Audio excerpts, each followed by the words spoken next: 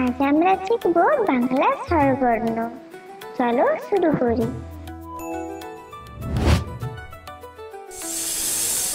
অয় অজগর আসছে তেরে, আয় আমটি খাবো পেড়ে।